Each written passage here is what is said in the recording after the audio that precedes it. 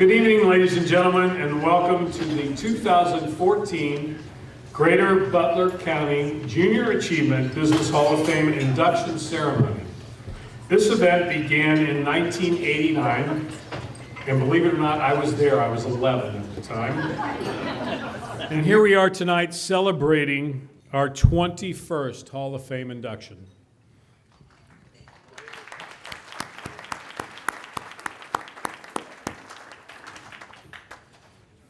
All of you know Dave Thomas, the founder of Wendy's International, and he said that everybody needs heroes. People need to mold themselves after people they want to be like.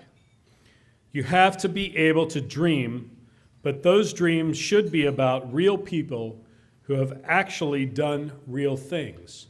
And tonight we're here to honor those real people. It's such an honor to be standing here as Master of Ceremonies for the 19th time. I apologize I missed a couple, but I'll try not to miss any more. This is the most incredible job anyone could have. And I know all of you want to be up here just like me right now. But the truth is that quite often this induction ceremony inducts people who are not only my mentors and people I want to mold myself after, but they're also quite often my very good friends. And tonight, that is no exception. There are some very good friends who will be inducted here tonight.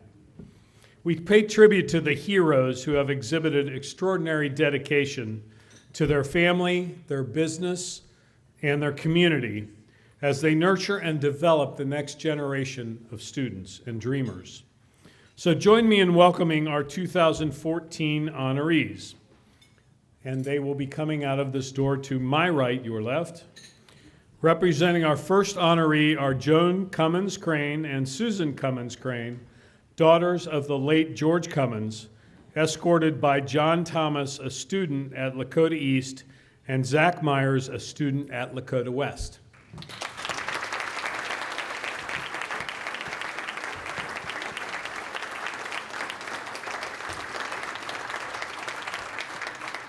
And our second honoree is Nick Lonnie, founder of Great Steak and Potato and Nixon's Limited LLC, escorted by Jamie Collins, a student at Lakota West.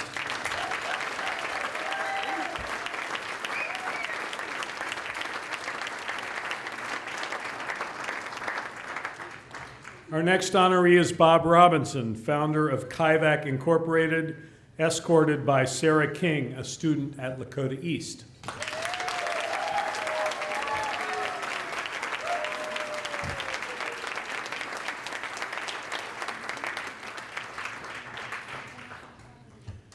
And now please welcome Betty Terry from Terry Industries, escorted by Kayla Brewer, a student at Lakota West.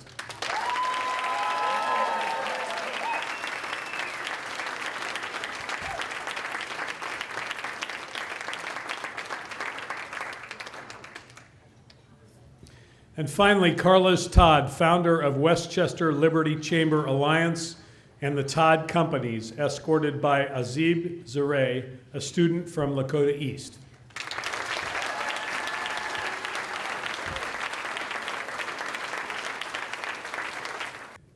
Tonight we honor our 2014 honorees for giving not only of your time, your talents, and your enthusiasm, but also for demonstrating passionate leadership and encouraging and inspiring others to do the same.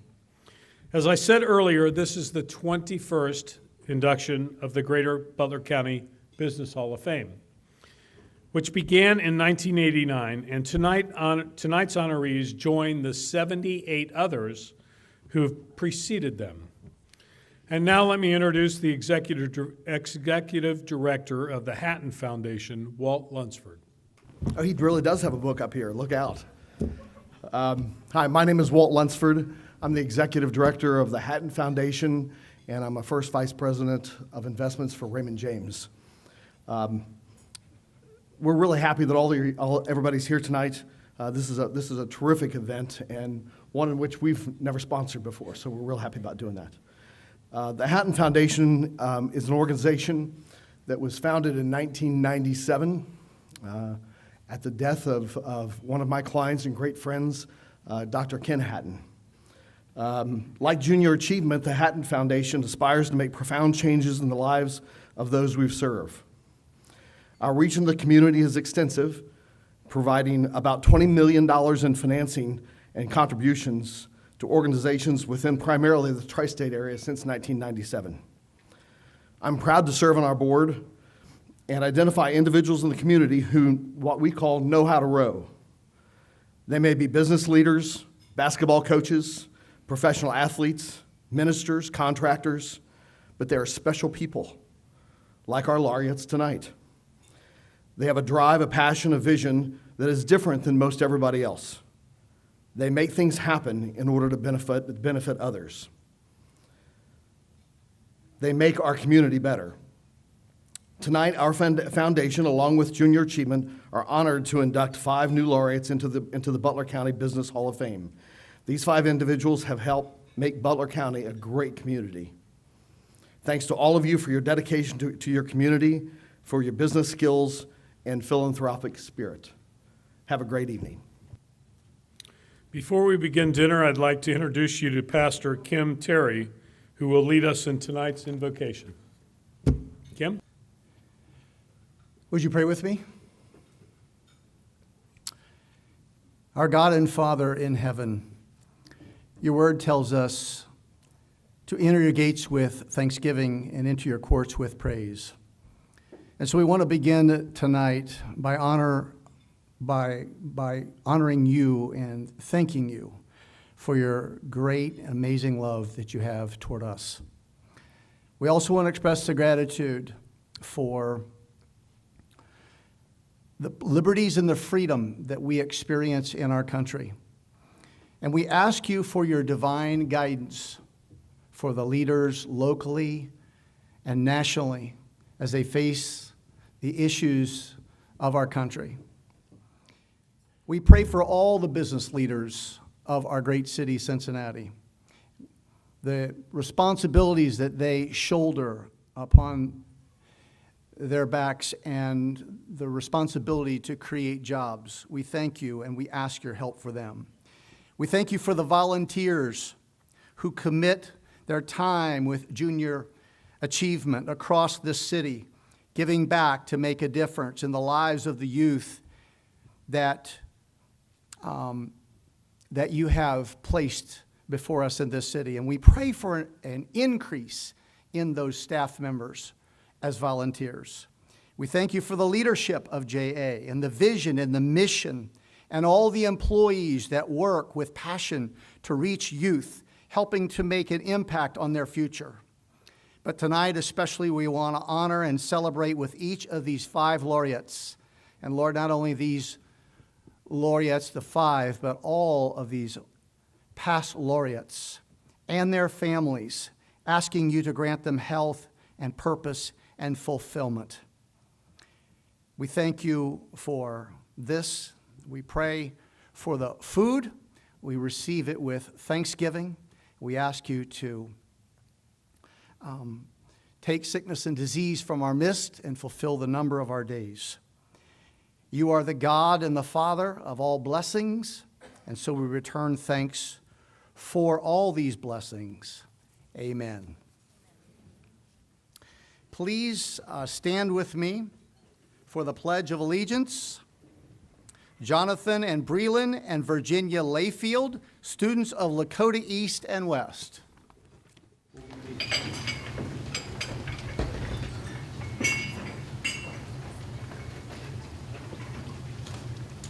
I pledge allegiance to the flag of the United States of America and to the republic for which it stands, one nation, under God, indivisible, with liberty and justice for all.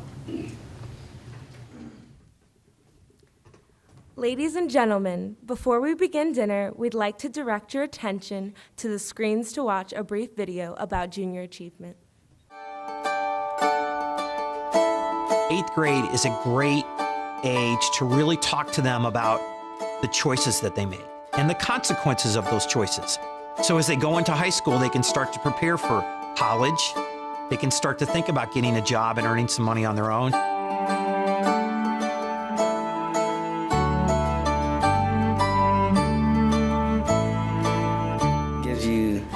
options as you go on through life. Like if you want to stay in college or if you want to go to the workforce, it like shows you the pros and cons of that. Because now, like, you really don't think about much about what you want to do when you get older, and it helps you.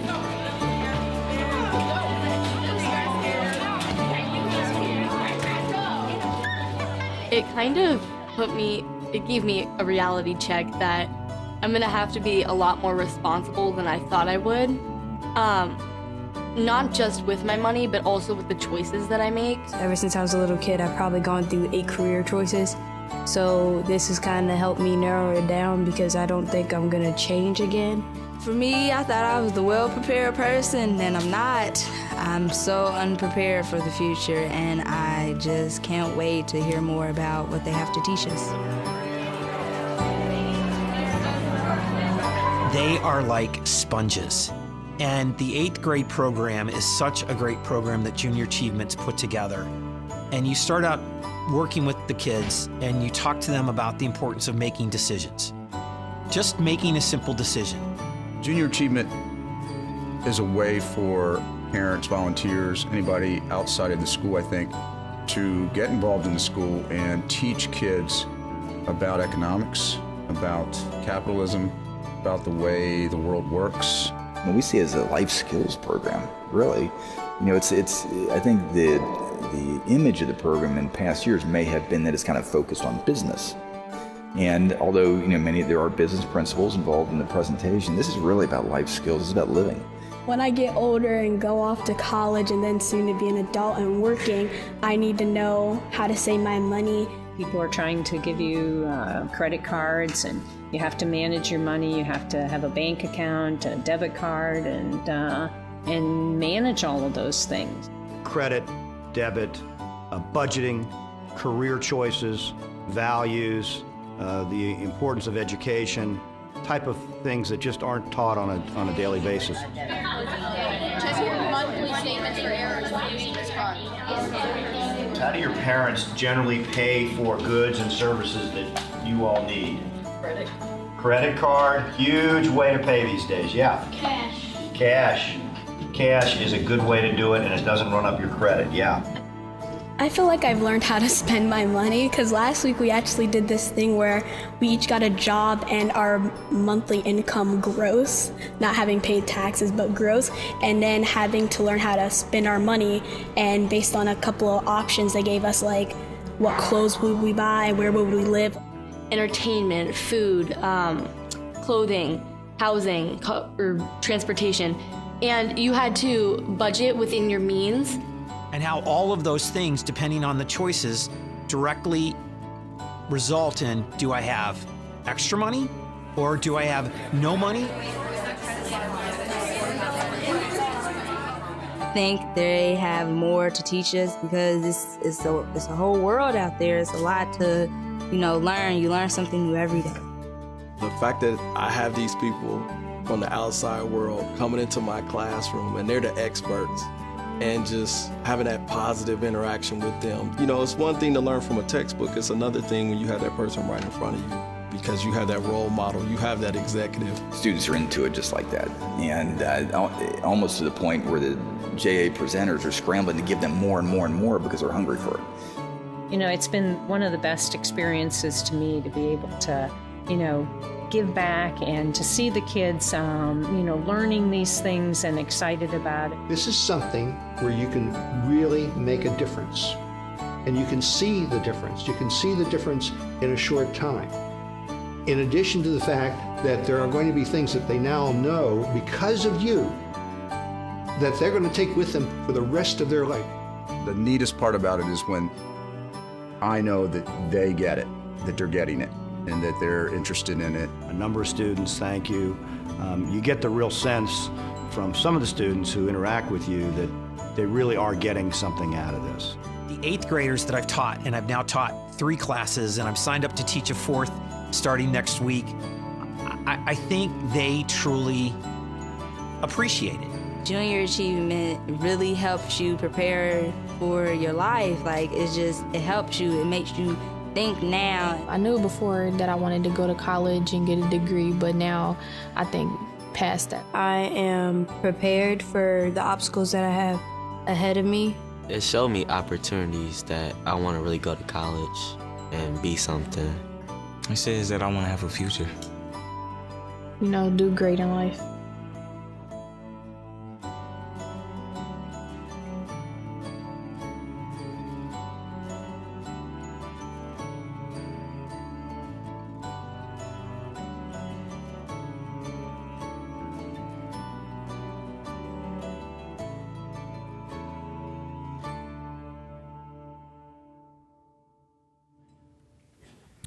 On the behalf of more than 4,200 students in the greater Butler County who receive the benefits of the JA programs, we'd like to say thank you.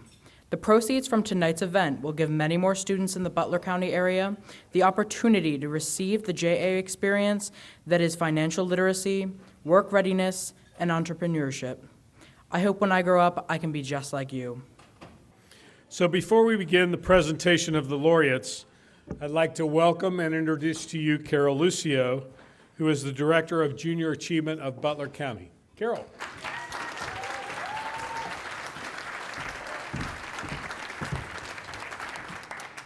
Good evening.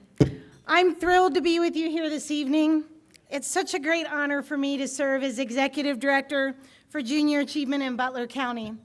I'm convinced that the collective efforts we are making are having an impact on our young people. And I'm not going to bore you tonight with a bunch of statistics, but I do want to share just a couple of things with you. In the past 6 years, the Junior Achievement Butler County Board and I have been working very hard. In that time, we've increased the number of students served in our region by more than 159%. Last year, that number was over 4,200 students and growing.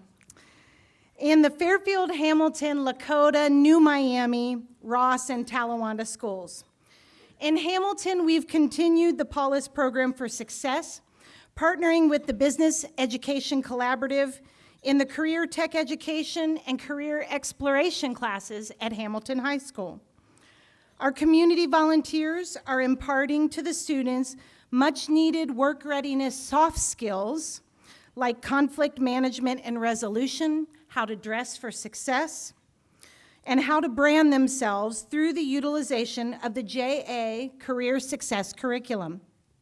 In fact, this year we will reach more students than ever thanks to a large grant from the Taco Bell Foundation for Teens. Our volunteers, thank you. Our volunteers in Hamilton have led the way for a great expansion effort in the JA-OKI region to reach more than 1,000 students this year with that curriculum alone. Additionally, our region is one of only 14 in the entire nation who have received funding for this effort, and it started with our group. Thank you to so many of you in here for being a part of that spark. We are leading the way. Love that. Additionally, in the spring of 2010, we started an on-site career exploration day for local students to go out into the real world and see various types of jobs at companies up close and personal. So much more than a job shadow one-on-one experience, this single-day opportunity begins to open students' minds to many types of different jobs and career options. From our humble start with 125 Hamilton students that first year, to this school year, we will provide the job exposure opportunity to more than 1,000 Hamilton, Fairfield, and Lakota students. Yeah, awesome. We're impacting our young people with important school-to-work connections. Many in this room were part of that first year and have come along since, and for that, we are so extremely grateful. Oh, and there's so much more, but we don't have time for that tonight. We'd love to share the opportunities with you. In fact, we have several of our board members with us here tonight. Would you mind thanking me for all their efforts? Please stand and be acknowledged. Tom, Mary, Michelle, Deborah, Let us give you a round of applause.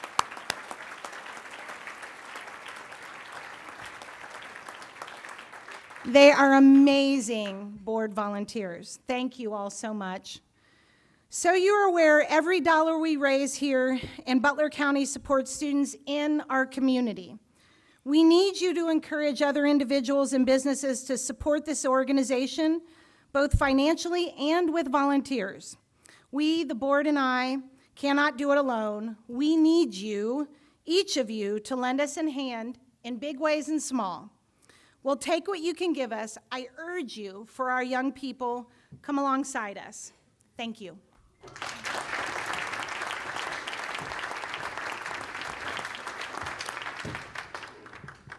Okay, I'm going to go off script here for just a moment. Sorry about that. Junior Achievement, which I wrote nothing about here because Carol did it all, is an incredible program that provides free economic education, free enterprise education in the schools. The program is K through 12, and most people don't realize that. They think it's focused on a particular class in a particular classroom.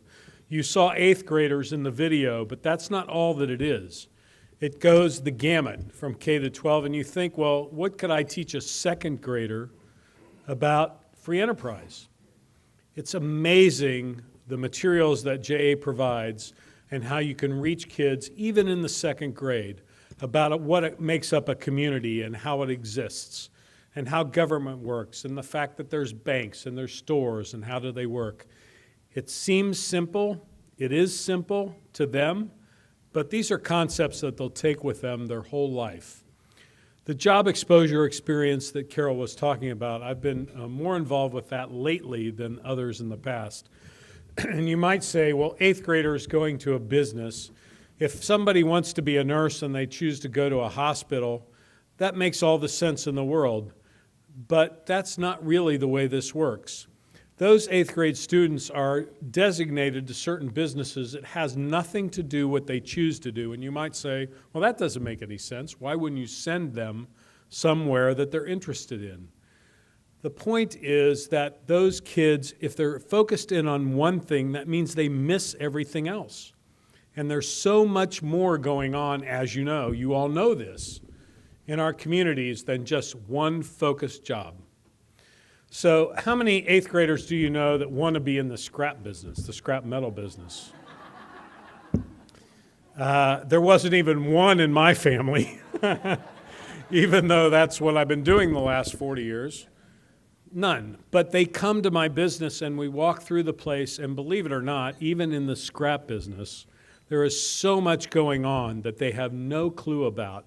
And a lot of it is just letting them know that you got to be here on time. And you have to be dressed properly, and you have to have your personal protective equipment on, and you have to work safely, and you have to work in teams. And the guy on the lift truck depends on the guy on the ground to point out and designate what gets moved where. And when you load a truck, you got to know where halfway is. And you got to know that 22,000 pounds goes on halfway if you want a 44,000 pound load. And you got to keep track of that as you load the thing. All of those things go on even in the scrap business. And kids have no clue about that. So imagine how joyous I am when all these kids come into the scrapyard and I can tell them all that stuff and they're going, oh my God, who knew? But I still want to be a nurse. No, they don't say that. But it's really, really important work. And Carol has done a magnificent job of trying to expose the business world to as many students as possible in Butler County, so that we get kids who really have some understanding about what it takes to go on. Not just stop wherever they are, but go on. Keep going on. Keep living those dreams. Keep having those dreams. That's what Jay is all about. And that's why it's so important. So please honor this program. Honor it with your dollars. Even more importantly, honor it with your involvement. Give those kids the opportunity. Okay, I'm back on script. Thanks, Carol. I think that deserves some applause. So now let's go into why we're here tonight. And you're probably all wondering, or maybe you're not. So how do we get here?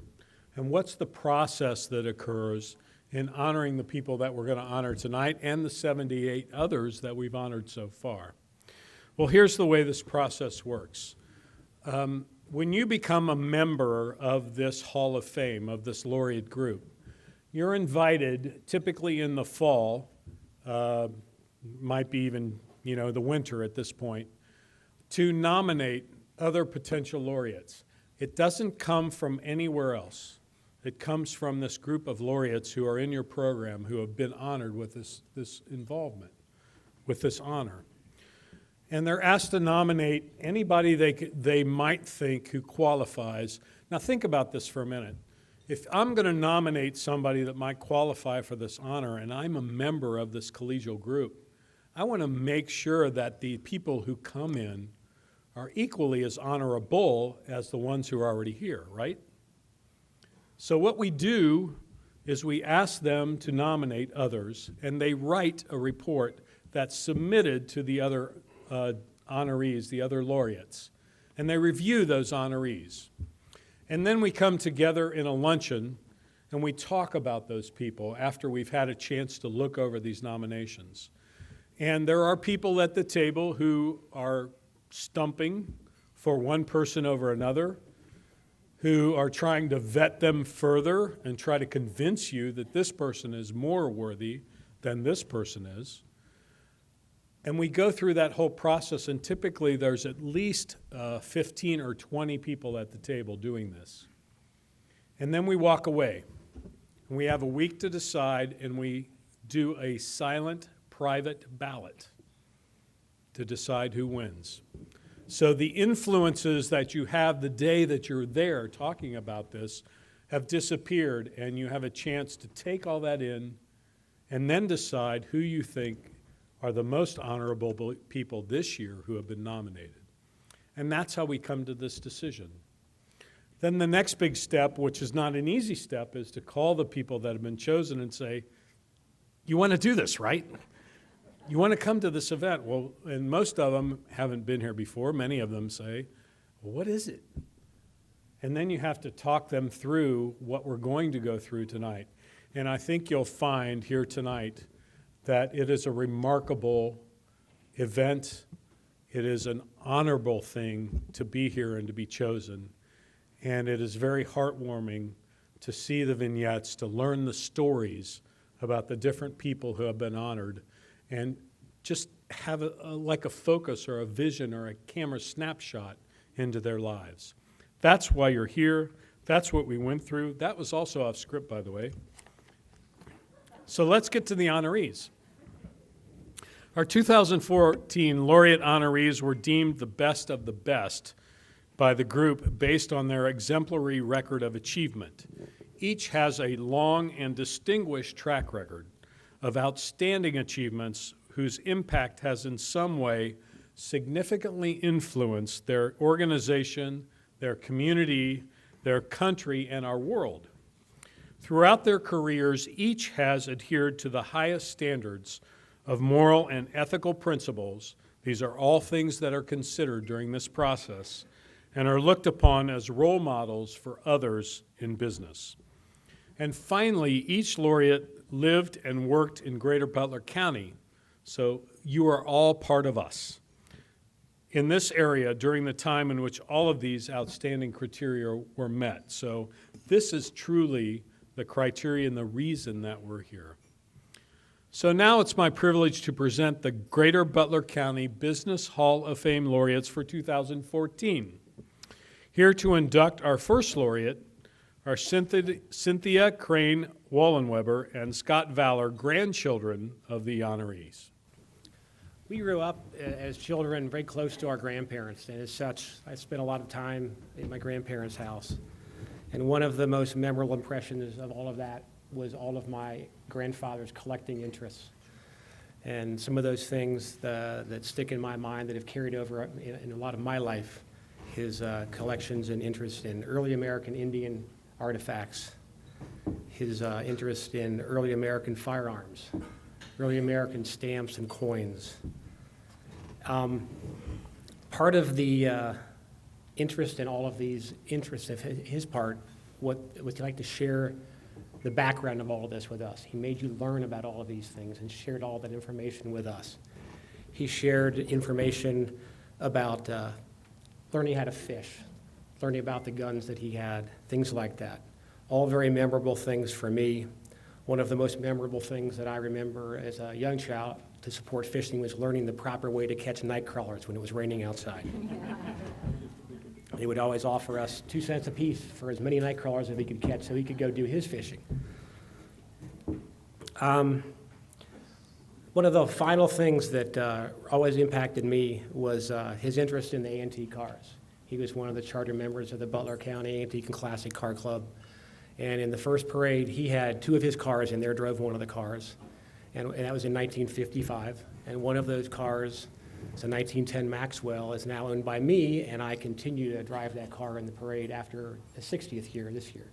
It's one of my favorite things that really drove my interest in antique cars. Okay.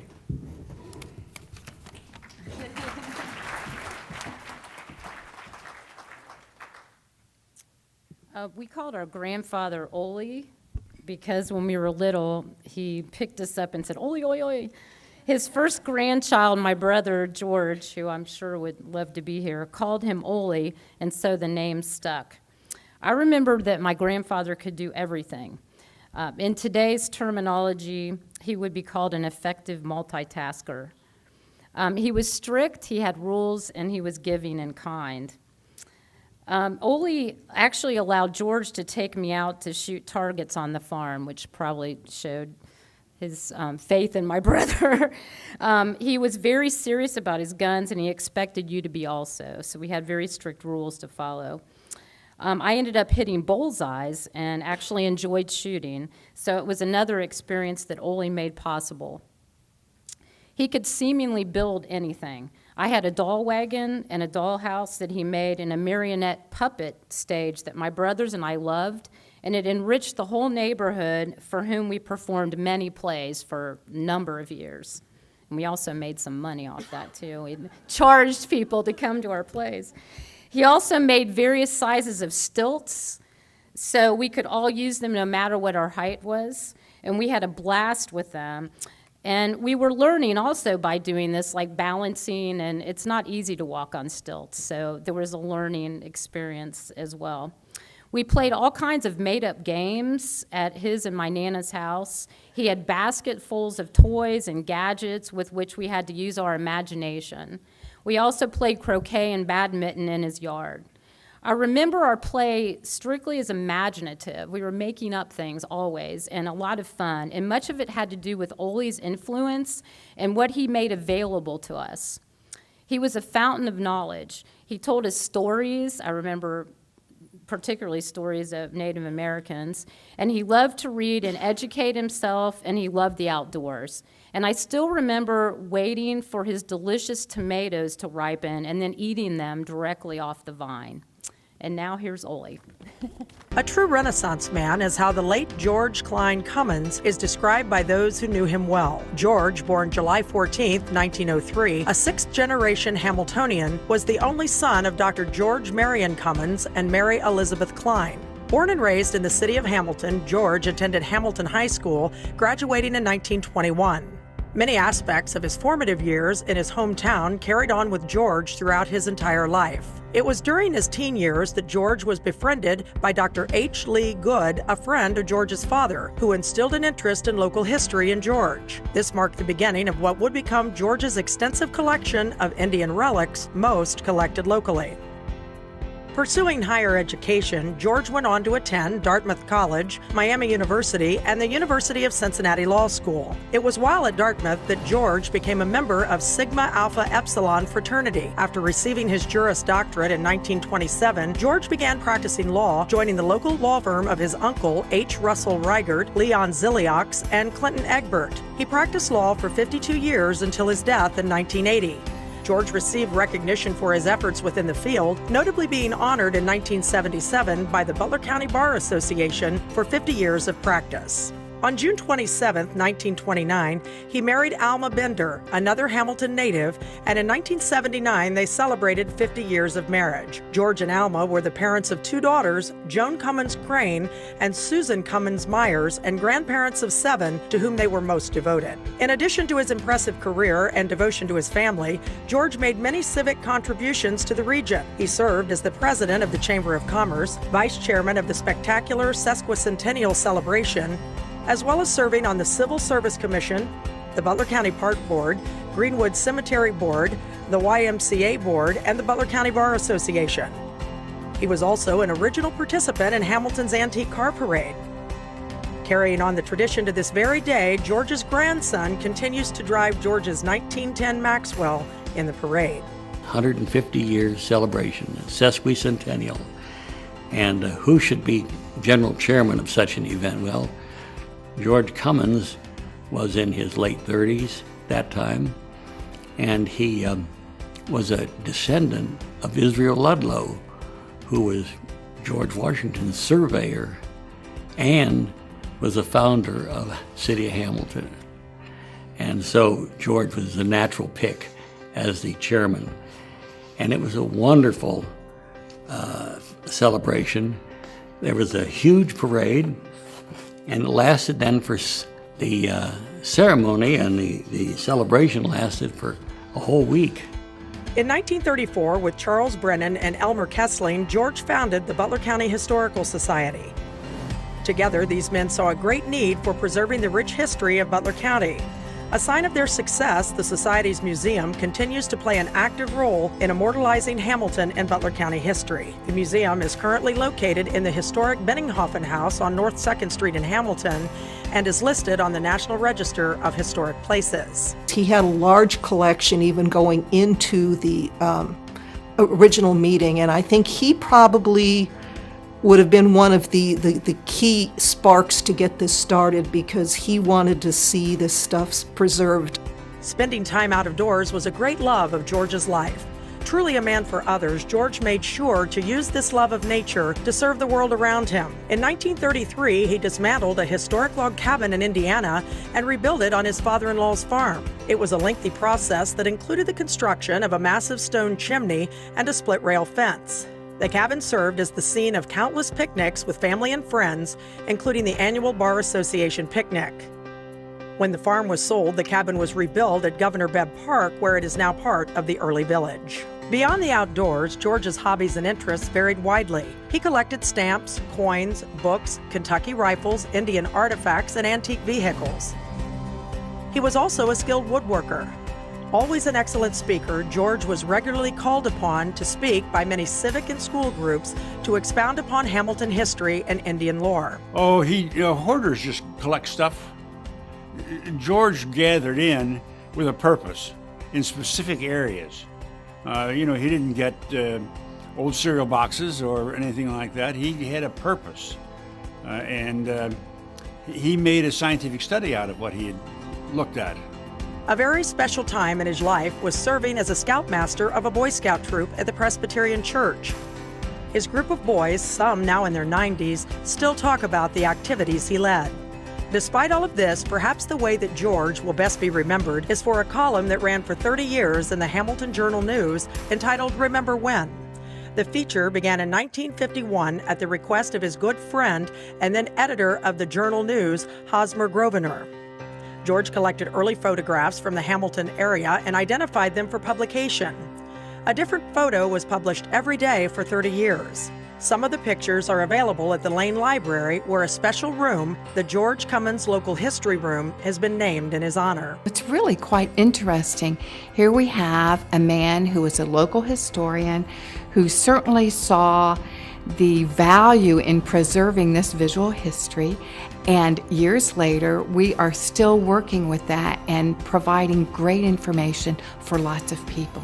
The 11,000 Remember When photos and the many contributions of his time and talents to Hamilton and Greater Butler County are an outstanding legacy to this true Renaissance man. Tonight we gather to celebrate the many accomplishments of George Cummins. Through his life of hard work and dedication to his community, he more than earned the honor granted to him this evening.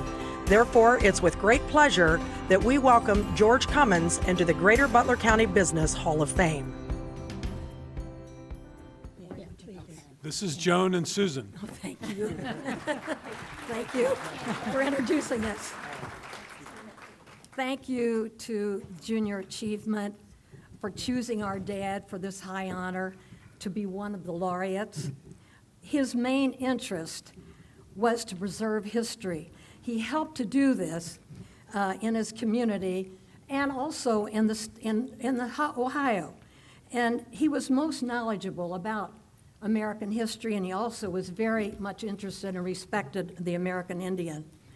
People that were aware of his interests in history would always alert him to an auction, or if there were treasures in some attic that he could go to and maybe get some very interesting historic material that they knew that it would be preserved and that he would take care of it. He always carried pictures with him to have them identified for his Remember When column, because he didn't want to publish any pictures that didn't have all the names on them. So we are really very honored for our dad to be inducted into this Laureate Hall of Fame, and we thank you so very much. Now my sister will say a few words.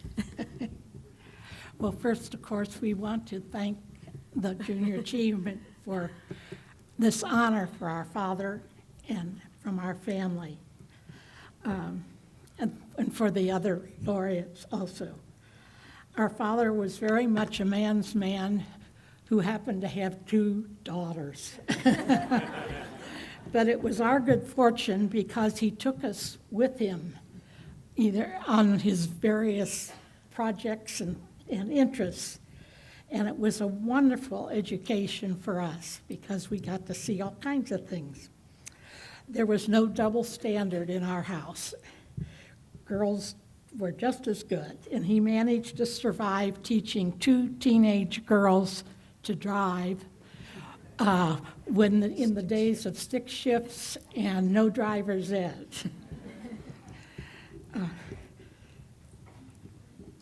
Some people may have gone to college with a shiny new car. We went to Northwestern with a perfectly restored 1930 Model A Ford. True. That's true, yes. And it snows in Chicago. Our father loved his family, and he loved Hamilton. And we are so proud that he's been selected to be a laureate by Junior Achievement this year. Thank you. Thank you.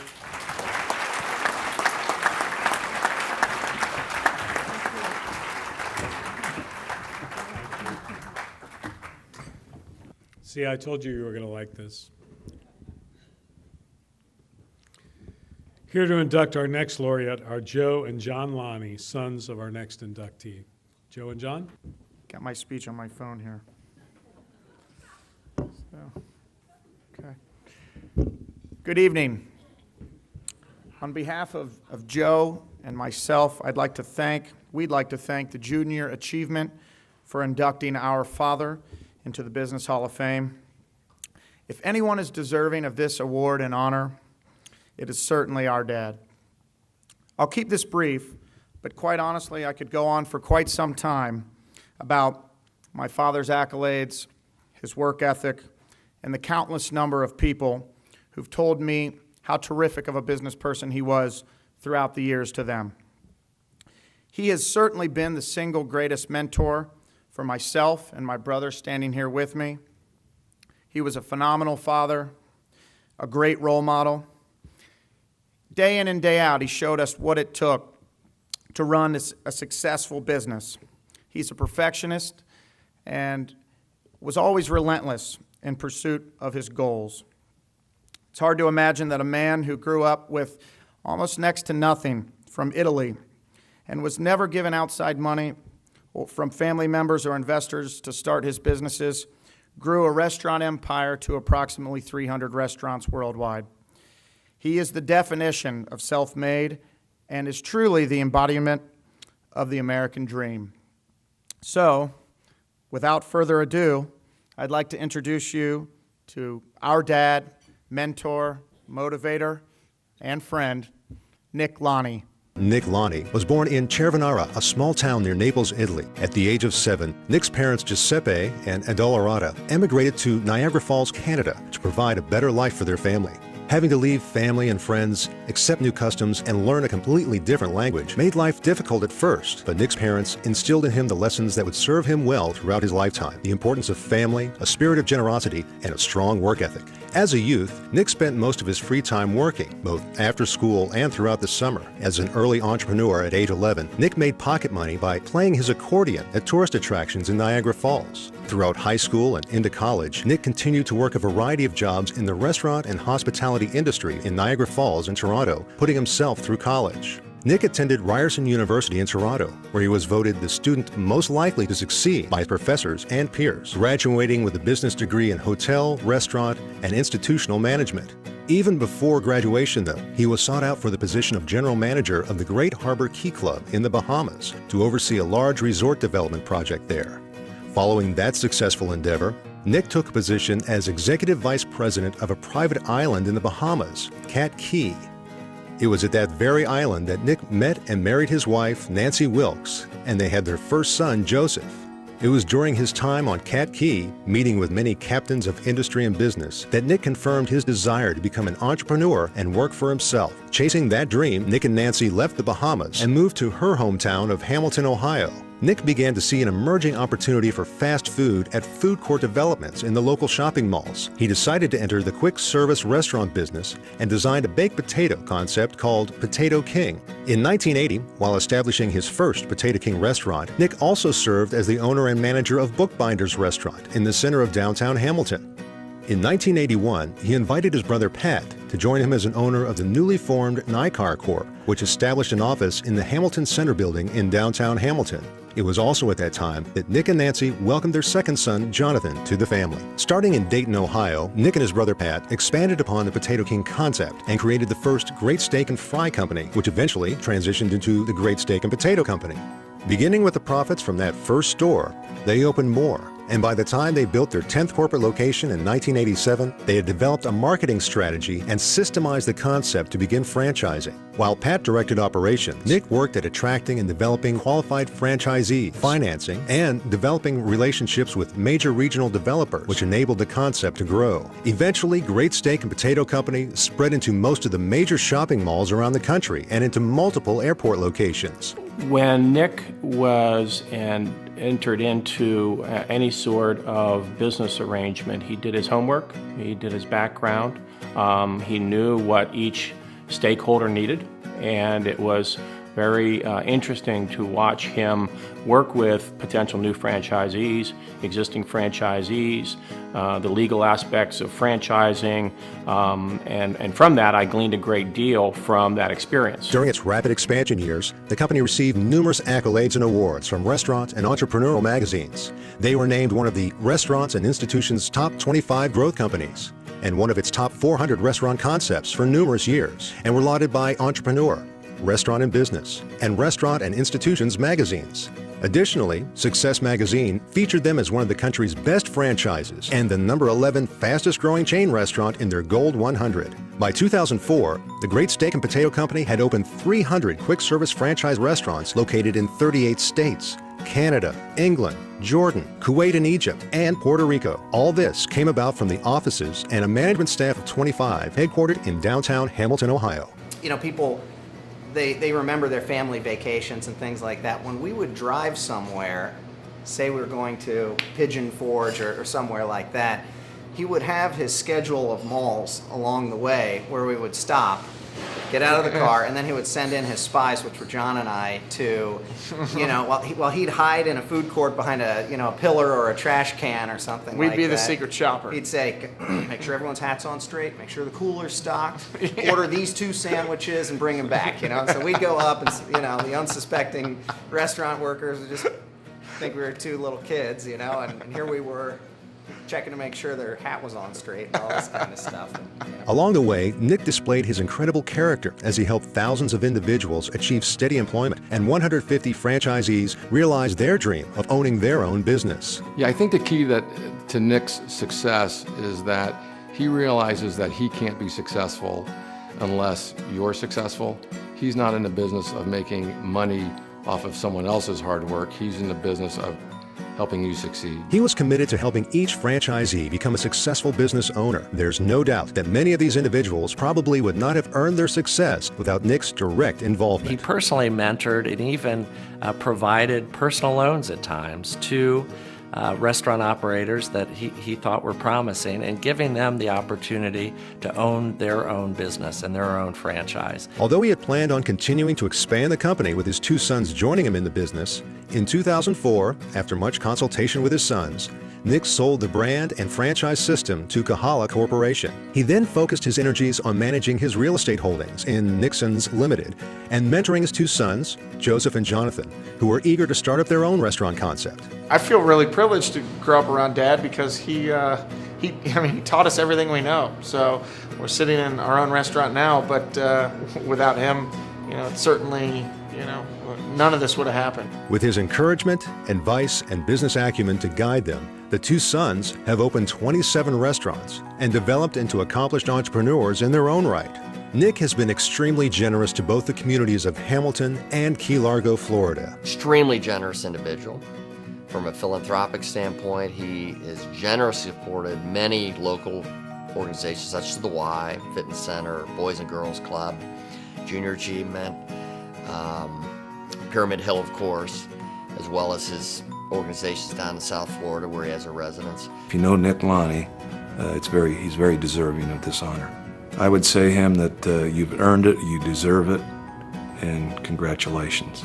Nick, thank you for all that you have done for your community. Through your hard work and dedication, you have more than earned the honor granted to you this evening. Welcome Nick Lonnie to the Greater Butler County Business Hall of Fame.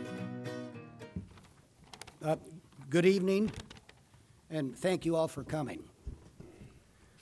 It's my great pleasure indeed to be recognized by such a distinguished organization as Junior Achievement, and to be included with respected business and community leaders, both being inducted this evening and from the past, is truly a great honor for me. The founding fathers of this great organization got it right from the start. Their mission to nurture and encourage young people to find their path in life, achieve their dreams, and be the best they can be is truly a noble cause. Accomplished young people become responsible adults. Responsible adults are the foundation for our valued free enterprise system in a civil society. I applaud Junior Achievement for all of the wonderful work they do, both here in the United States and abroad. I am very proud to be a part of your Business Hall of Fame and will work diligently to further advance this wonderful mission, just as I've done with my two sons. It's especially needed in this day and age. I'd like to thank Craig Wilkes for nominating me and the members of the committee, the other laureates, for their consideration and approval. It really means a lot to me, and it's an honor to be a part of the group. Most of us who achieve any level of success in life never really do it alone. We've all had help in some form. In my case, it was my family. I want to thank my father and mother. Unfortunately, they're no longer here with us, Joseph and Dolores Lonnie. They both instilled in me a tremendous work ethic and a sense of pride in everything that I do. I'd also like to thank all of the great people in my company, headed by my brother Pat, who was my partner and executive vice president of the company. Most of the success that we shared at Great Stake was largely due to Pat's efforts and our team of skilled professionals, many of whom are no longer living in the area. I would, however, like to recognize some of the folks that are still around, living in Hamilton. My brother Pat, who's at our table here. Pat, raise your hand, will you please? And then I have Glenna Creech, who has been my executive assistant for going on 24 years, and Glenna is still with me. We have Rob Kreger, our former marketing director. Roger Burren was our former vice president of franchise sales. And then we have Tim Florick. He was an area director for 3 states, the California, Nevada, and Arizona. Thank you, guys. A special thank you to all of my friends who spoke this evening on my behalf. Great job, and thank you for the kind words. Last but not least, I want to thank my wife, Nancy, and my 2 sons, Joseph and Jonathan, for their unwavering, and I mean unwavering support and admiration over the years. They were there every step of the way for every endeavor. They have been my backbone, my inspiration to want to have a successful life and family. But most importantly, they have made me want to be a better person. Thank you.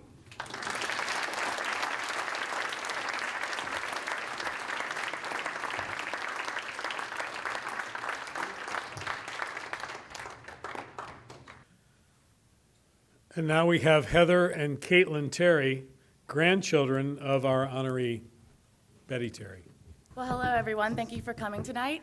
I'm Heather, and this is my sister, Caitlin, and we are just 2 of many proud grandchildren of Betty Terry. We are lucky to have a grandmother so full of love for not only her family, but also everyone that she comes in contact with. My granny has excelled not only in her personal life, but her social life and professional life, and because of that, she is an inspiration to both me and Caitlin. We are honored to introduce to you our granny, Betty Terry. Betty Jarvis Terry was born on October 23, 1932. Betty grew up in Hamilton, Ohio, the middle child of 3 siblings born to Cleety and Tom Jarvis. While attending Hamilton High School, Betty was an active leader in various clubs, including being the captain of student council for 2 years. Everybody wanted to be like Betty because Betty was so kind and so beautiful and so much fun. And it was, people just more or less gravitated to Betty. And that was in grade school. So it shows that this is the type of person she has been all her life.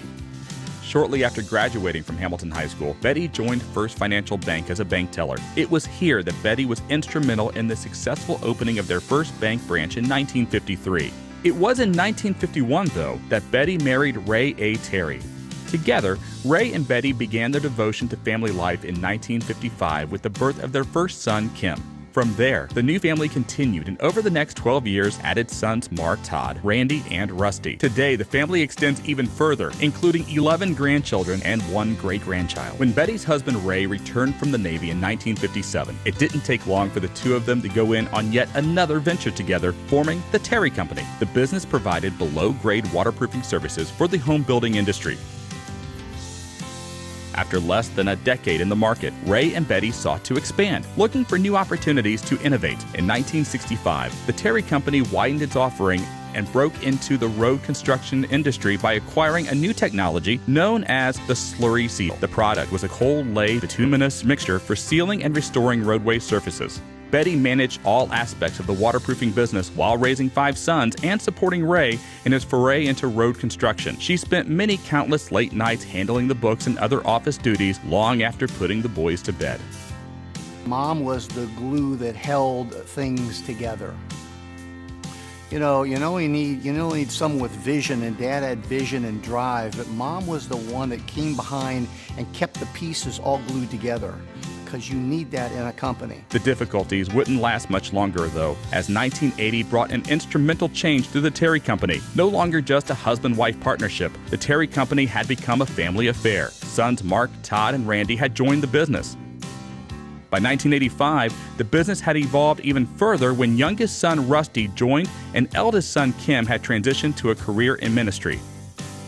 As the business prospered, new opportunities and directions became available. What was formerly the Terry Company became Terry Industries, as the business began expanding construction operations, engaged new technologies, and entered into the manufacturing business. The advent of using polymers and asphalt to enhance the performance of road materials led the company's future in a number of new road construction processes, materials, and systems. Today's asphalt binders follow the original Terry design and led the industry in road construction with performance-graded binders. Had it not been for Betty serving as the backbone to the company and the voice of reason, Terry Industries may have not succeeded. After Ray's death in 1995, Betty and her sons continued to manage the company. Betty served as secretary-treasurer of the business until it was sold in 2006. At its peak, Terry Industries had facilities in Hamilton, Ohio, Elma, Michigan, Chattanooga, Tennessee, and Atlanta, Georgia, with over 150 employees. In 1984, the Terrys bought their first farm on Princeton-Glendale Road. With additional purchase of land, they own over 400 acres. This beautiful property is being developed into a master planned community of housing and appropriate village-style retail. The development, Carriage Hill, began in 2011 and was selected as the site of Greater Cincinnati's Homerama in 2013. It also hosted the prestigious event again in 2014, furthering their ventures in the property. In 2000, the Terrys relocated from the original Mulhauser farm, the historic Carriage House, on their property. They had provided this beautiful facility at no charge for a number of charitable and fundraising events. In 2012, Betty was diagnosed with lung cancer. Through prayer, encouragement from friends and family, the expertise of her physicians, and her strong will to live, she has been given more good years to spread her infectious spirit to all, especially to her family and friends.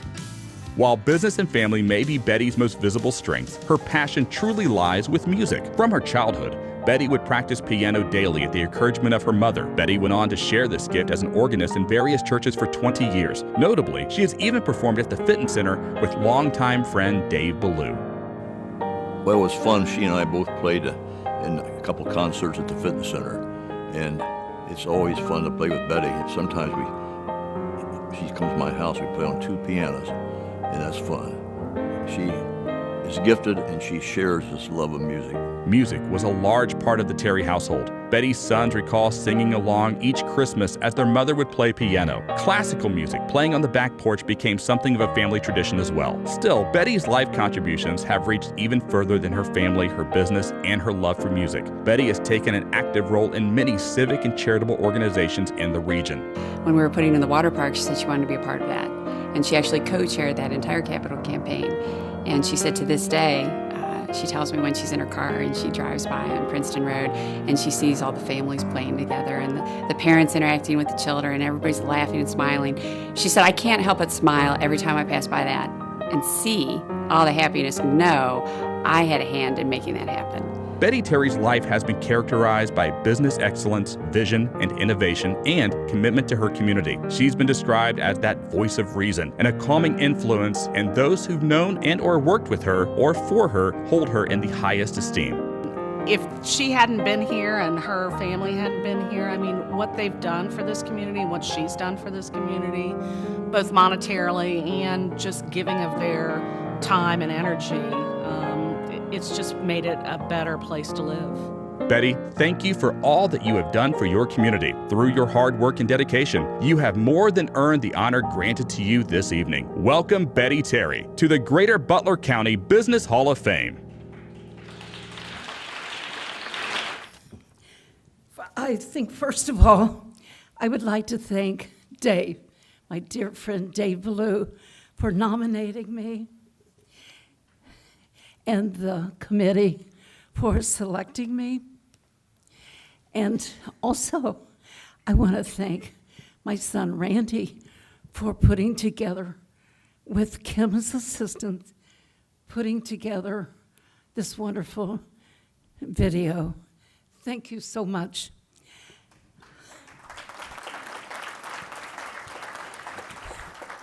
In the mid-50s, my husband was working as a plumber, and he identified that below-grade waterproofing was being done the old-fashioned way, using a bucket, a brush, and asphalt.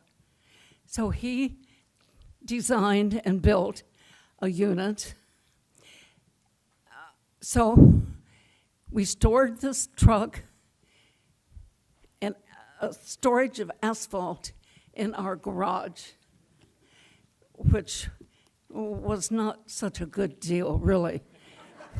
So here we were, two young kids, starting our businesses, as humble as it was.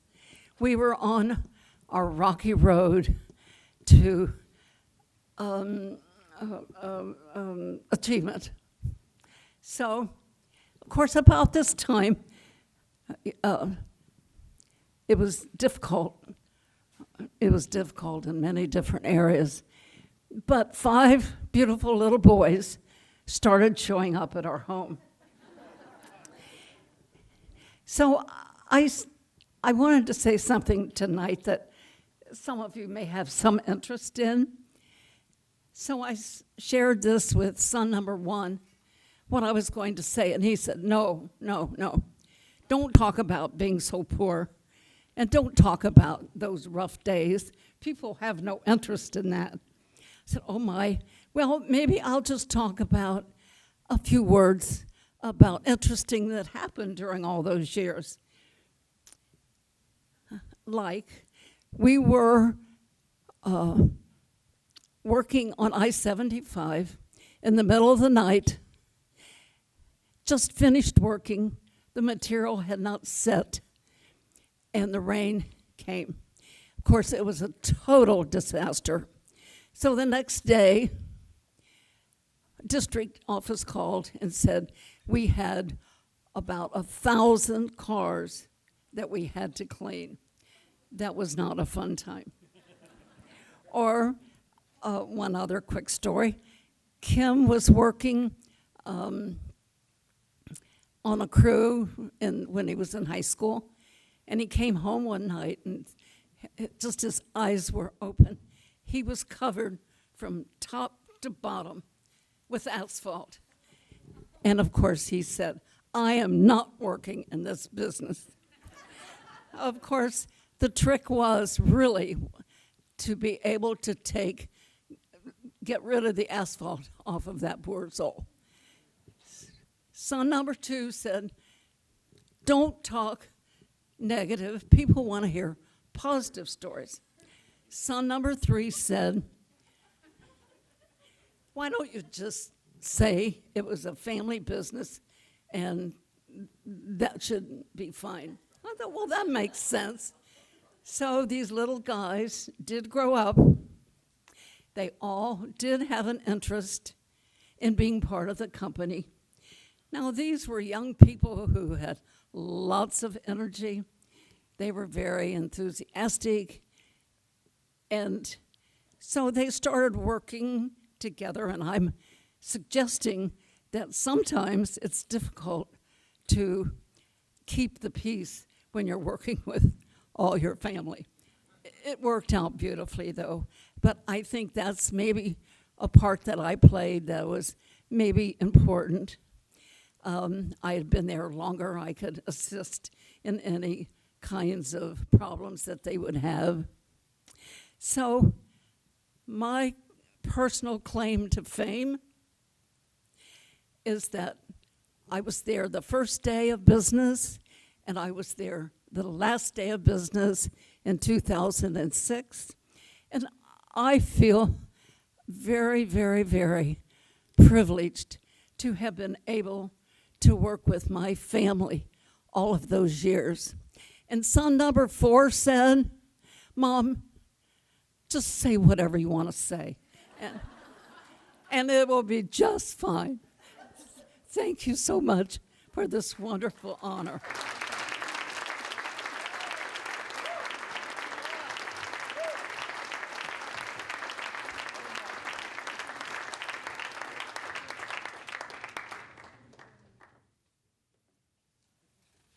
I think son number 4 was the smart one. Our next laureate will be introduced by daughter Darlene Todd. You know my dad as a businessman, a leader, a politician, and a successful entrepreneur. You might think about those things as the legacy that he will leave, but the man that I know will leave a far greater imprint. My dad is love. He always taught us, never forget where we came from. And if you can't say something good about someone, don't say anything at all. My dad always enjoys talking to people and connecting with people. He enjoys helping people. I remember when he was a trustee, a family's son was killed in an auto accident on 747 and Kyle Station roads. They were fighting to get a small memorial sign to stay up at that location. They called my dad late one night, and he interceded for them. Years later, I was with him when they ran into him, and this is what they said. They said, "Carlos, you don't know us, but we want to thank you for your time and the trouble you went to for us. We aren't anyone important, but you cared." My dad taught us to always give back because he cared, because he loved people. My dad is love. My dad is Carlos Todd. Carlos Todd was born on July 25, 1938, to Vernie and Leonard Todd, who raised 5 boys and 3 girls on a farm in Crab Orchard, Kentucky. From an early age, Carlos, alongside his brothers and sisters, worked long hours on the family farm, both before and after school. They knew the Great Depression up close and personal. When Carlos was 8 years old, he remembers seeing his dad cry for the first time. They grew tobacco for a cash crop. His dad had a charge account for their groceries at the country store, and that year, he didn't make enough money from the sale of the tobacco to pay the grocery bill. His dad cried, and he would never forget it. He knew from that moment on he wanted to become successful. All during his teenage years, he cut timber and sold logs to make lumber. In 1957, he married his sweetheart Joyce. After they got married, he continued to work as a mechanic at a 24-hour truck stop, pulling 18-wheelers in with a wrecker for repairs. In 1960, the job market in Somerset, Kentucky, where Carlos and his family lived, dried up, and he found a job as an auto mechanic in the Cincinnati area. The humble beginnings were about to take a turn, and it wasn't long before the unpretentious mechanic bought the gas station in which he worked at the corner of Cox Road and Route 42 in the heart of Pisgah. Sometimes in the evenings, there would be gas wars, and the competition would be dropping their prices, and he'd load us in the car, and we'd all go look at the prices on the gas pumps after hours. Capitalizing on the success of that little business, one gas station became 2, and then a car lot, and soon he had begun his business enterprise. In 1975, Carlos started his land development and home building companies, and eventually, over the years, became quite the successful developer. What began as the Todd Company later developed into the very successful Ashford Homes, and along the way has built thousands of homes. By 1978, Carlos had sold his gas stations and automobile sales agencies. In 1980, he studied economics and finance and was rapidly moving into a full-time real estate career, currently heading 5 corporations and LLCs. Still though, Carlos's life achievements extend far beyond the accomplishments of his real estate success. He has a lifetime of active involvement in his local community. In the early 70s, he joined forces with other like-minded business professionals to create the Pisgah Businessmen's Association. He recognized that to get anything done, it was better to do it as a group than as an individual. So he brought 12 people together, 12 businessmen together, and that basically was the Businessmen's Association. And getting it started, and said, you know, hey, if we want to get anything done here for business, better served to do it as a group. And so that's basically how they got started. And over the years recognized that, hey, from this, we need to have a Chamber of Commerce. Additionally, Carlos served as a Union Township trustee throughout the 80s. During this time, he worked alongside Speaker of the House John Boehner and 8th District Court of Appeals Judge Stephen Powell. In addition to all of this, Carlos has served as chairman of the Butler County Republican Party for a tenure of 13 years, as well as holding various other leadership roles in Butler County politics. When Karl Rove said, "Mr. Todd, we have determined that the re-election of Mr. Bush is humanly related to you and your efforts in Butler County." Carlos never bragged about it. He never talked about it. I had to drag it out of him. And I just appreciate that about Carlos. His humility, but his significant influence in the community and really throughout the nation. For these contributions, Carlos was granted the award of Distinguished Service by the Butler County Republican Party. Of further note, in honor of Carlos's many years of dedication and service, the Westchester Liberty Chamber Alliance named its boardroom after Carlos. The same is true of the Chamber's Business Person of the Year award bearing Carlos's name. Carlos gives back to his community through a variety of charities. He and his wife are a founding family of the Westchester Liberty Community Foundation. He has also set up an annual scholarship fund to benefit a local college-bound student from Lakota East and Lakota West. He has served on the board of directors or advisory group for many corporations and organizations, and has also chaired numerous organizations. And you know, it didn't matter if someone had no money or a lot of money. It didn't matter if they were up or down. It didn't matter what his circumstances were. Everybody was valuable to him. He never forgot a face, rarely forgot a name, and he always engaged with people, and he always made everyone that he came in contact with just feel blessed and lucky to have met him. Carlos has been called very humble and proud of the success of his community and its Chamber of Commerce. Leading by example and providing a strong vision, Carlos is considered by many to be a large reason for the Chamber's remarkable success. He just had this stately look and look of someone in charge. And I would think that that carried through from, he never let me down with that image and what he done for myself and government in Butler County, if not the United States. It seems like every room you go into or every building that you go to, you get to see a little part of what Carlos Todd's done over his career of life and business, and it makes you smile. There's a lot of rooms that I go into that I have no idea, and I look up and there's his name, and it's like, wow, he accomplished so much. You don't even know it all until, I don't know if you'll ever know it all. So it's an incredible feeling to look up and see his name there and know that he's given back to be there. Carlos, thank you for all you have done for your community. Through your hard work and dedication, you have more than earned the honor granted to you this evening. Welcome, Carlos Todd, to the Greater Butler County Business Hall of Fame. What an honor.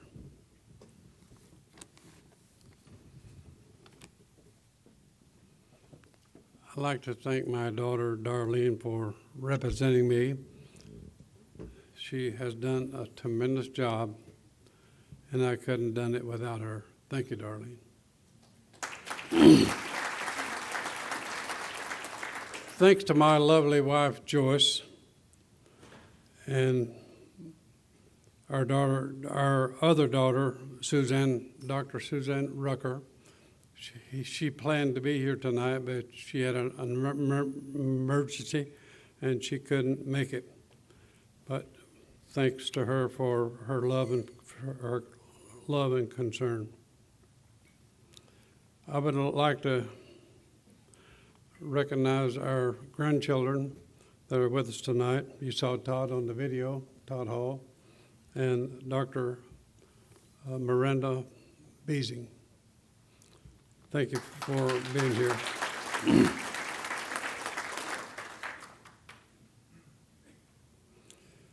I would like to thank those that have made this night possible.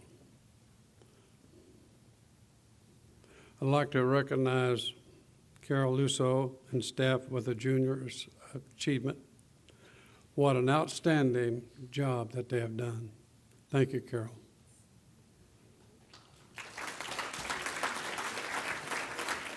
My good friend Joe Henson for nominating me and served as my spokesman. Joe has done an outstanding job with the Chamber.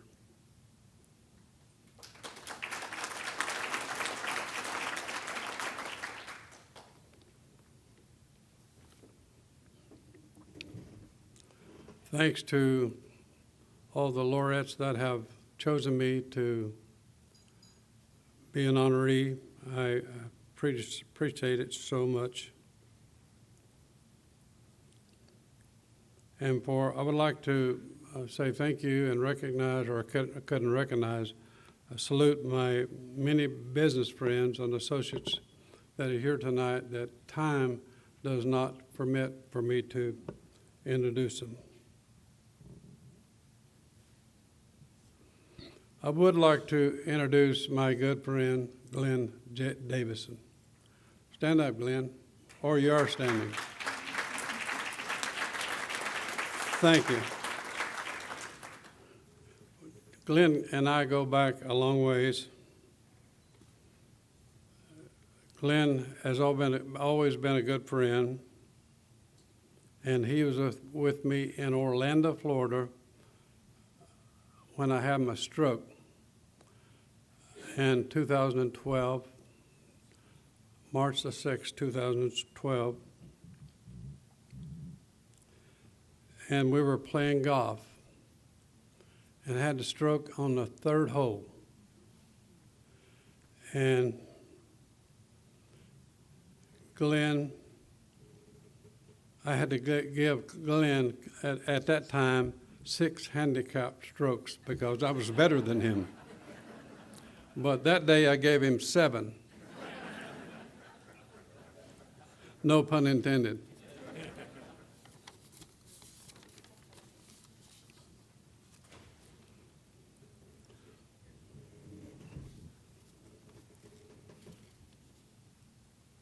Glenn said he continued to finish the round of golf after I had the stroke. Can you believe that? He said he would hit the ball and drag Carlos, hit the ball and drag Carlos. That's the kind of guy he is.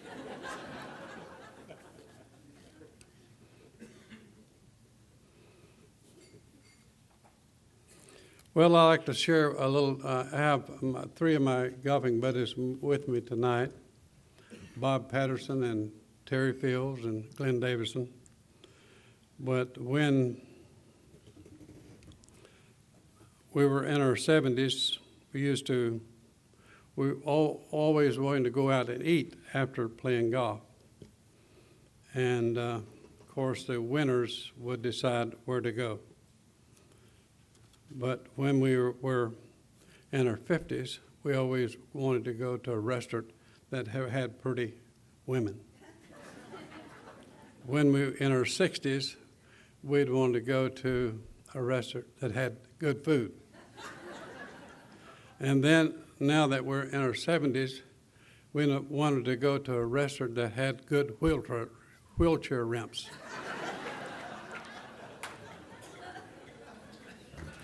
Well, it's time to get serious. I am grateful for where I am today. It has been a wonderful journey. I would not change it if I could. I've always tried to stay positive. There are 3 things that starts with a K that I've always practiced. Keep my chin up, keep smiling, and keep moving forward. I think that is very, very important. We should not look back at our failures except to learn how to go forward. Forward with new ideas that would guide us into the future and will sustain us in difficult times. We must always remember the quality of our lives. It determines how we make the most of the simple things of life. God bless you and thank you all.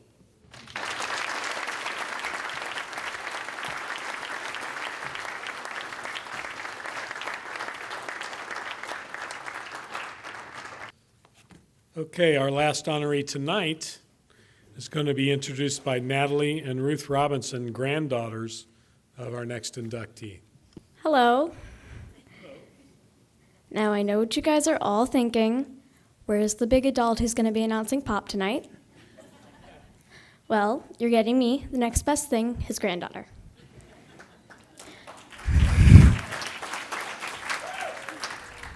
So let me introduce myself, as he did.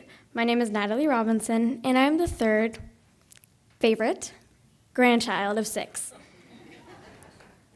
And tonight I have the absolute honor of announcing my grandfather, who we call Pop, for this award. Now, you might think of Pop as a stern but excellent businessman. But I know outside of work, he has a soft spot in his heart for his grandchildren. From letting us creek in Gatlinburgs in the summer to even letting us put makeup on him. He's the best. Us grandkids have also learned a lot from him, like the importance of family, fun, and faith. He's taught us about responsibility and, most importantly, how to laugh. He's hilarious. Now, with that being said, if I were to give Pop an award for anything, it would not only be an award for a good businessman, but also for the coolest grandfather who cares so much about us. You are amazing, Pop, and I'm so proud to call you my grandpa. I love you and congratulations. Bob Robinson was born in 1953 to George and Ruth Robinson in Reading, Ohio, where Bob shared his childhood with one sister and two brothers. The family moved to Fairfield, where Bob graduated from Fairfield High School in 1971 before going on to earn his Bachelor of Arts degree in Mechanical Engineering from the University of Cincinnati in 1976. During his college years, Bob was a co-op at Champion Paper Company in Hamilton. In 1971, Bob married his high school sweetheart, Carlene Green. Together, the couple raised two sons, Steve and Bob. They are now also the proud grandparents of 6 grandchildren. Bob and Carlene both worked in her family's business, Valley Janitor in Hamilton, where Bob performed a variety of jobs, including sales. All the while, Bob's engineering education and natural inclination were always thinking on how he could engineer a better way. We had all these wonderful products, but had no really easy way to clean restrooms, and it was the #1 building maintenance complaint. So we started going in and cleaning restrooms after hours at a local school district, and we found ourselves on our hands and knees cleaning restrooms, and it wasn't our favorite thing, and because my father's got a heart for the worker, he just couldn't stand the thought of every day they had to go into this area that's not desirable to clean and crawl around the restroom floors. Bob Sr.'s desire to make it easier for those on the front lines doing the dirty work helped him to design what would become the Kaivac cleaning system. It wasn't until 1997, though, that Bob started Kaivac Incorporated, a manufacturer of revolutionary commercial cleaning equipment that cleans 30 times more efficiently than a mop and bucket in half the time or less. If my brother and I tried to say we can't do something, my dad would say, "That's not a word we use. We're Robinsons, we can do things." And so that really, I think, exemplifies my dad's spirit, the can-do spirit, find a way to make something happen, the entrepreneur of getting it done. If it can't be done, well, let's find a way or invent a new way to get something done. In creating the company, Bob has engineered the design and build of commercial cleaning machines, along with customized cleaning accessories and formulated cleaning chemical products to accompany the equipment. Of special note and interest is that Bob did all of this while making his living as the president and chairman of Valley Janitor Supply. Together, the two companies employ about 75 people in the Hamilton area, including numerous current and former employees from within the family. Bob's a real positive person. So, there's never anything negative. I'm the one that would be worried, oh, is it going to make it, or what's going to happen? And every year it just steadily, it got bigger. It went from like 2 employees in the beginning, and then it just kind of grew. From its humble start in Hamilton, Kaivac has grown into a worldwide company. It now sells products throughout North America, Central America, and the Caribbean, as well as countries in Africa, Asia, Australia, Europe, and South America. Kaivac has machines cleaning Heathrow Airport in London, Schiphol Airport in Amsterdam, Disneyland France, and Charles de Gaulle Airport in Paris. Kaivac's machines also clean the Louvre Museum in Paris, Buckingham Palace, Manchester Stadium, and many other high-profile facilities throughout the world. Bob has a genuine passion for providing healthy and safe environments that has driven his business and creative efforts. Several major initiatives within the cleaning industry have been birthed from Kaivac through Bob Robinson's leadership, including the use of new cleanliness technologies, newer, healthier cleaning standards in public schools, and the founding of CIRI, the Cleaning Industry Research Institute. Bob and his company Kaivac were founding members of the institute, created with the purpose of bringing science to the forefront of the cleaning industry. Bob's leadership has proven vital to the acceptance and viability of CIRI within the cleaning industry. Another of Bob's passions is raising the professionalism and dignity of the custodial profession. It ought to be no surprise that a major driving force behind the development of Kivak cleaning systems was to raise the image and job satisfaction of custodial workers. To that end, Bob has been known to literally put himself in the worker's shoes by cleaning restrooms, hallways, classrooms, kitchens, and more to find out what makes the jobs of the custodians easier, more productive, and satisfying. With all of this in mind, there is no doubt that Bob's dedication to the cleaning profession is changing that industry in profound ways that benefit each and every one of us. Not surprisingly, Bob's contributions extend far beyond his remarkable business contributions. Bob is a board member of the Cincinnati-based Hatton Foundation, a large charitable foundation with a history of funding notable projects throughout the Cincinnati area, benefiting hospitals, families of special needs children, and low-income families. He's a very passionate guy, and he wants to do something really important in life.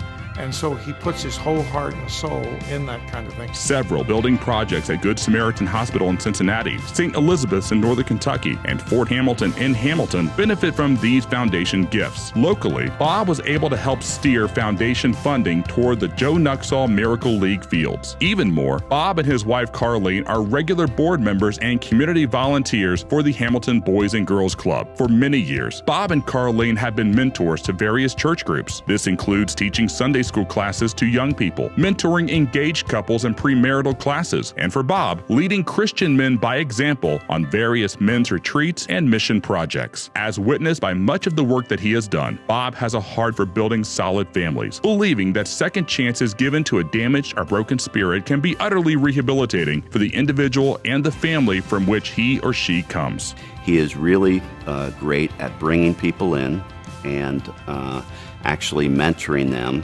and helping develop, especially he has a heart for young people, especially young guys, and he loves to bring in young guys and help develop them into productive members of society. Bob has really made a difference in the Butler County area, Butler County region, the business community, the philanthropy community, his church communities, his own family.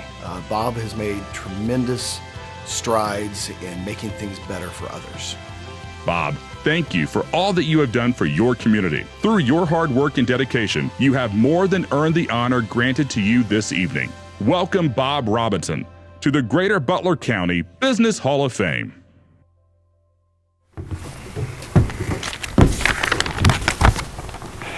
Wow. Are you guys crazy or what? I spend all my time thinking about cleaning bathrooms, and I get an incredible award like this. Thank you, J.A. And thanks, Mike Dingledine, for nominating me. I'm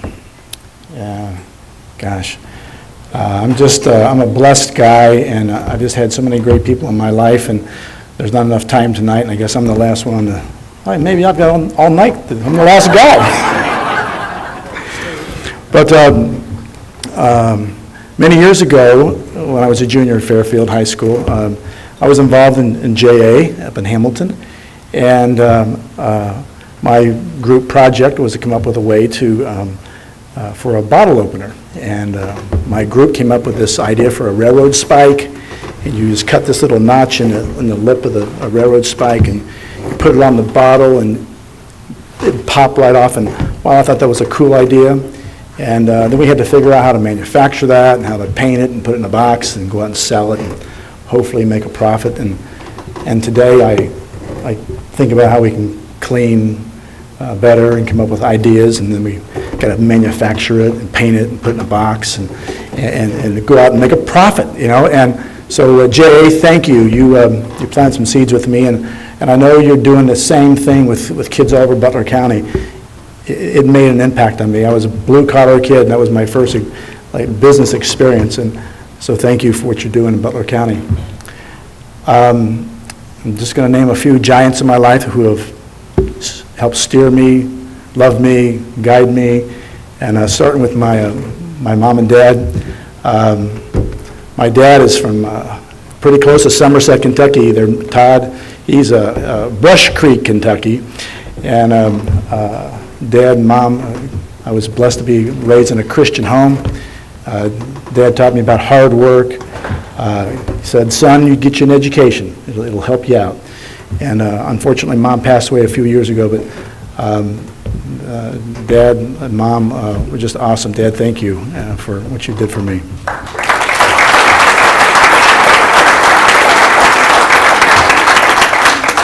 I had great in-laws, Walt and Pauline Green. They gave me my business start at the Valley Janitor Supply Company. Walt was my mentor. Walt taught me about hard work, that you got to run fast, your competitor's right behind you. And he also said that the customer is king. And I appreciate everything I learned there. Unfortunately, Walt passed away just a few months ago. But Pauline's here tonight. And Pauline, thank you for everything you did for me.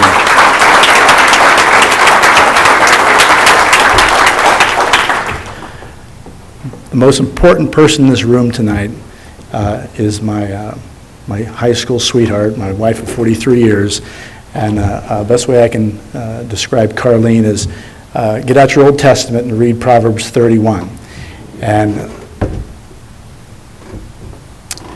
she's a woman who is devoted to her family. She loves her husband. She's a wise business person herself. And she has been my greatest supporter. And I remember when our oldest son, Steve, came along, Carlene gave up her college dreams to put me through engineering school. And then years later, when the idea for Kaivac came about, you know, I didn't know how to manufacture. I was just a distributor at the time at the Valley. And so I had to figure out what to do with this idea. And so I went to all these, I kind of went to Shark Tank. You've seen Shark Tank where, you know, you're pitching the idea and you're going to get this thing going. Well, all the geniuses and all the experts said, that's a bad idea, that'll never make it. And I went home and told Carlene, and she's like, no. Those guys don't know what they're talking about. This is a great idea. And then she signed the bank note and put the house in the line. So, Carlene, you're the greatest. And she also brings fun to my life. You know, I could easily become a workaholic, but she helps me smell the roses. So thank you, Carlene. You're the greatest.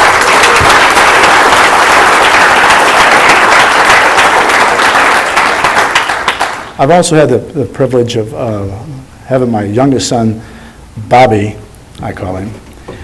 No one else calls him Bobby, but I can call him Bobby. He was at my side from the beginning of this Kaivac idea. And in the early days, we'd put Bobby in a tuxedo, a black tuxedo. And he would go into these high school, airport restrooms, and he would show people how you can no-touch clean bathrooms. And he loved it. He was quite the showman, and he sold, you can't believe how much this kid could sell. And today, he's our VP of sales, and he's a leader of men. I'm so proud of you, Bobby.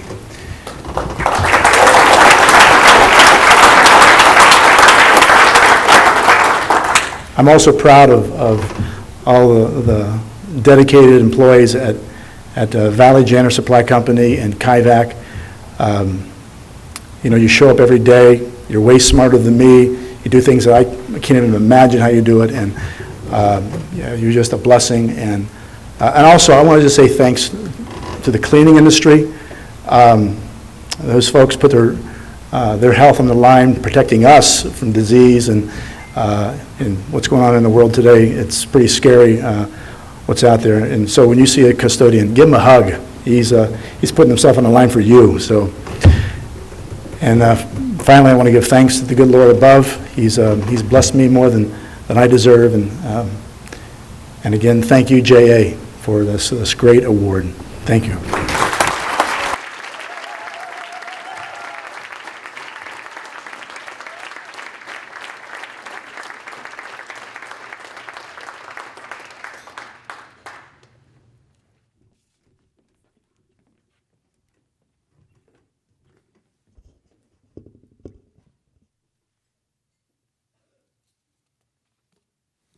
All super tough acts to follow, of course. Excuse me. Congratulations to all of our honorees. Junior Achievement is proud to honor these 5 laureates tonight. They have helped make the greater Butler County area a great community to live and work. Tonight we've honored business leaders, past and present, whose achievements serve as a model of excellence for future generations of leaders. We are so grateful that we have shared their stories and friendship. As we step aside, it is the students, our future leaders, who will write the next chapters in the history of our community. You can find the archive of all of the Hall of Fame members, all 83 of them now, in the Lane Library. In 1997, when the Lane as our partner, with the Lane as our partner, a memorial was created in memory of the late Eric Scruggs, a former JA chair who died much too soon. In this section of the library, you can find, actually it's in the George Cummins section of the library. In that section of the library, you can find a portrait and a description of each laureate's story, as well as a copy of each video that was done on their life. They are similar to what you have seen and experienced tonight. So you can either go on the web or go to the library itself and find all these stories, these incredible stories of people who have made a huge difference in our lives in Butler County. Our title sponsors, the Hatton Foundation and Nixon's Limited LLC, our program sponsors. We give you great thanks. Carriage Hill, we'd like to acknowledge Driver House Media, their work on the wonderful vignettes you saw here tonight. In addition to these, we had many other sponsors that have contributed to tonight's event, tonight's terrific event. Please take a moment to acknowledge all of the other generous sponsors. They're located in the program that you have at your desk. Take a look and see all the people who are really doing special things to honor you this evening, as well as Junior Achievement. Kemmons Wilson, the founder of Holiday Inn, lived by this garden recipe for life. I would like to share it with you now. Kemmons said, plant 5 rows of peas, preparedness, promptness, perseverance, politeness, and prayer. Then he said, plant 3 rows of squash. Squash gossip, squash criticism, and squash indifference. He followed that with 5 rows of lettuce. Let us love one another. Let us be faithful. Let us be loyal. Let us be unselfish. And let us be truthful. And finally, his garden had 3 rows of turnips. Turn up for church, turn up with a new idea, and turn up with the determination to do a better job tomorrow than you did today. I think you would agree with Mr. Wilson that all 83 laureates have modeled this behavior, and the success of our children will depend on the same. Ladies and gentlemen, this concludes our evening. Thank you for having the time and the good sense to come here tonight. Good night.